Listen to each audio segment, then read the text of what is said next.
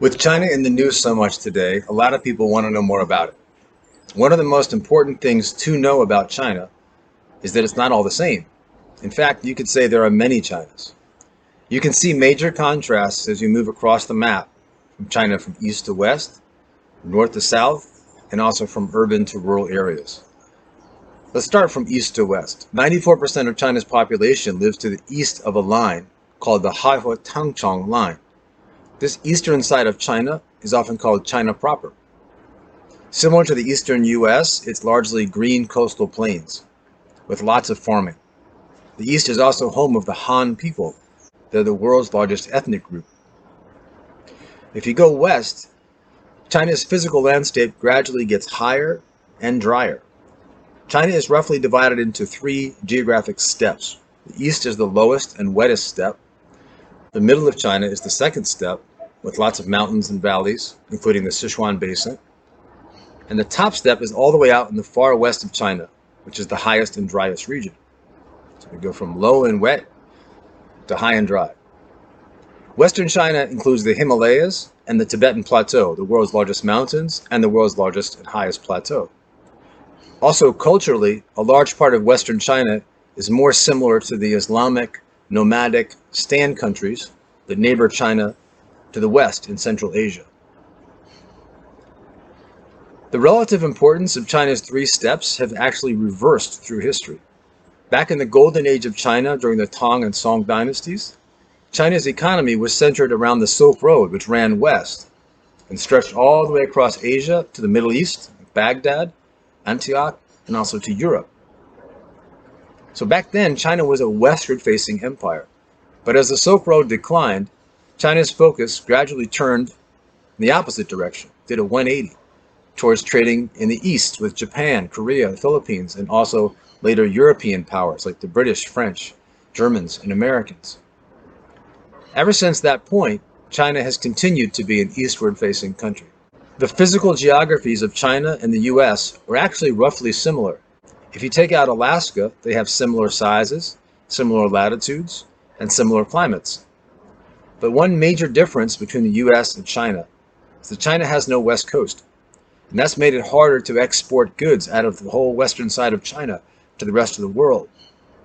That's one reason why China's government is now trying to revive and modernize the neglected western regions of China, because it wants those regions to function again as the middlemen they used to be in the old Silk Road, but now on the new Silk Road, also known as the Belt and Road Initiative. Besides these natural divisions, China also has many linguistic divisions. Mandarin Chinese became the official language of China in 1911. But in 2010, 99 years later, China's education ministry said that 400 million people, or 30% of China, don't speak Mandarin. So what do they speak? In fact, today there are 300 living languages and dialects spoken in China. They include many regional dialects of Chinese, like Hakka and Yue in southern China, Jin around Shaanxi, and Wu spoken around Shanghai and Zhejiang. And besides dialects, there are also many non-Chinese languages spoken by Chinese ethnicities and tribes. For example, just in Yunnan province, there are 25 minority tribes, each speaking their own language on the borders of places like Thailand and Laos and Burma, like the Bai, Hani, Dai, and Lisu. In fact, the presence of so many non-Han ethnic minority groups is one of the biggest reasons we can say there are many Chinas. These ethnic minorities are found largely around China's borderlands, which are, for example, the home of 13 million Tibetans, 6 million Mongolians on the borders of Mongolia, 2.5 million Koreans, where China meets North Korea, or 13 million Uyghurs, where China meets Central Asia. In fact, 5 of China's ethnic minority groups are so big that the government gave them their own autonomous regions. One of these is Xinjiang Autonomous Region in western China, the home of the Uyghurs. You may have heard in the news that China has been putting millions of Uyghurs in prison camps, and this is a major human rights issue. Other major autonomous regions include the Islamic region of Ningxia and Buddhist regions of Inner Mongolia and Tibet. In fact, we can also see many Chinas where the cultures of China and its neighbors mix. For example, in the cold north where China meets Russia, the border city in China of Shuifenghe accepts Russian rubles as official currency. A few hours away, the provincial capital, Harbin, was once home to 40,000 Russians during the 1910s. Today, Harbin has beautiful Russian churches and a lot of Russian restaurants and bakeries, Russian street names along with Chinese and English. Many Chinese people in Harbin speak Russian, and many have Russian and Chinese mixed ancestry.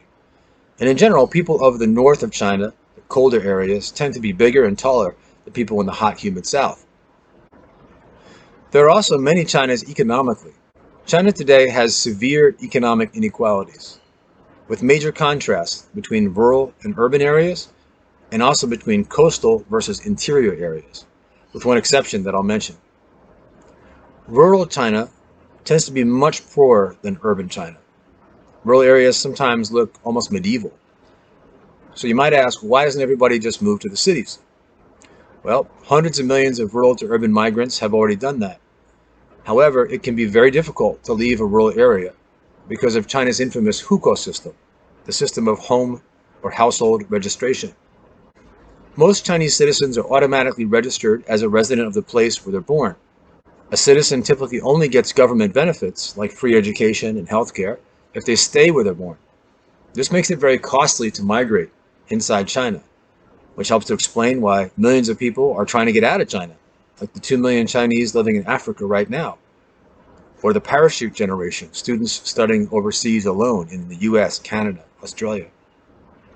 There are sometimes ways to change one's hukou, but it's very expensive and it takes many years.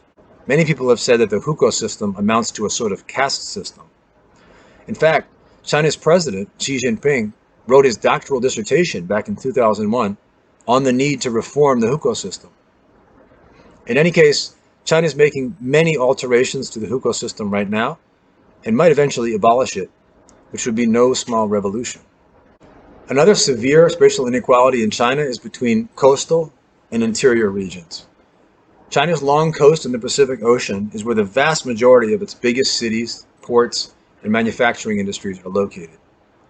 The coast is also where China is most globalized, where it has the most contact with foreign countries.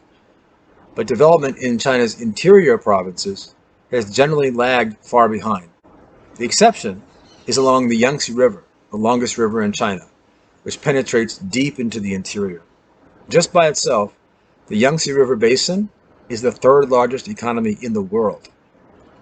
About 175 cities lie near the Yangtze's banks, including 3 exploding megacities, Chongqing, Wuhan, and Shanghai, and the soon-to-be 4th, Nanjing. Among the many Chinas also are 2 small, unique coastal city-states, which are both leftovers, former European colonies, Hong Kong and Macau. Hong Kong was a wealthy British colony until 1997. Macau was a wealthy Portuguese colony until 1999. Today, both of them are classified as China's only 2 special autonomous regions, or SARs. They operate under their own unique legal systems, which are very different from the rest of China. The importance of Hong Kong and Macau, historically, has been much larger than their size. Hong Kong is an international finance hub. Macau is the global gambling hotspot. They have the 2 top GDPs per capita in all of China, and they even have their own currencies, the Hong Kong dollar and the Macanese pataka. Hong Kong's official languages are Cantonese, English, and Mandarin. Macau's are Portuguese and Mandarin. So for over 150 years, these 2 unusual territories have been gateways to China for the rest of the world. China also has 23 provinces and 4 centrally controlled divisions, which also make up many Chinas. Some provinces are super productive, like Jiangsu outside Shanghai, which has a GDP on par with Singapore or Sweden. Others, like Gansu, have low GDP levels, similar to Sudan. The provinces also have very different cultures. For example, Sichuan province is famous for its laid-back tea houses, spicy food, giant pandas, and face-changing and fire-breathing Sichuan opera. Try Googling Hunan TV shows, and you'll notice that Hunan province is where many of China's most popular TV quiz shows and reality shows are made. It's the 2nd largest TV entertainment center in China. And Guangdong province has more factory jobs than the entire United States. It's known for Cantonese language and cuisine like dim sum, and eating everything on the table, from chicken feet to the smelly tropical durian fruit. These provinces in China also compete against each other intensely on things like GDP rankings, lowering taxes, attracting foreign direct investment, lowering carbon emissions, and green innovations, hoping for rewards from the central government in Beijing. In fact, because each provincial government has very close ties to local companies, which are called state-owned enterprises, we could say that just like China's age of state capitalism has created China Inc., or China Incorporated, there's also a Jiangsu Inc., Sichuan Inc., Guangdong Inc., Hunan Inc. In other words, China's provincial governments often act like many competing businesses. Finally, a discussion of many Chinas wouldn't be complete without mentioning Taiwan. What is Taiwan? Is it a country? It depends who you ask.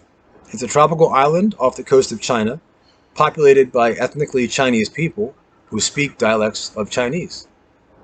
Taiwan was founded by members of the Nationalist Party under Chiang Kai-shek. When they lost the Chinese Civil War in 1949 to the Communists, the Nationalists fled to Taiwan and founded a new alternative China, the Republic of China, or ROC, which is different from the PROC, the People's Republic of China, or mainland China. So today, Taiwan functions like an independent democratic country, and a very prosperous, successful one. For example, a single Taiwanese company, Taiwan Semiconductor Manufacturing Company, produces 92% of the world's advanced microchips, making even the US and China dependent on Taiwan. In fact, the last time Taiwan was ruled by China was in 1895. But as a permanent member of the United Nations Security Council, China has veto power, and this has prevented Taiwan from being officially recognized as an independent country in the United Nations. So today, most Taiwanese people want to stay separate from China. But China continues to say that Taiwan is a wayward child and that there will be a beautiful reunion with the mainland in the future. This situation is likely to stay ambiguous for the foreseeable future, although China could invade Taiwan. And if it does, the key question is whether the US and the rest of the world would come to Taiwan's defense. So as we've seen, China is very diverse. It's divided along many types of lines: political, geographic, economic, ethnic, linguistic, cultural. The paramount goal of the Chinese Communist Party is national unity, because division could mean a revolution. But China's diversity is a major obstacle to unity. So, regardless of how the 21st century plays out, there will always be many Chinas.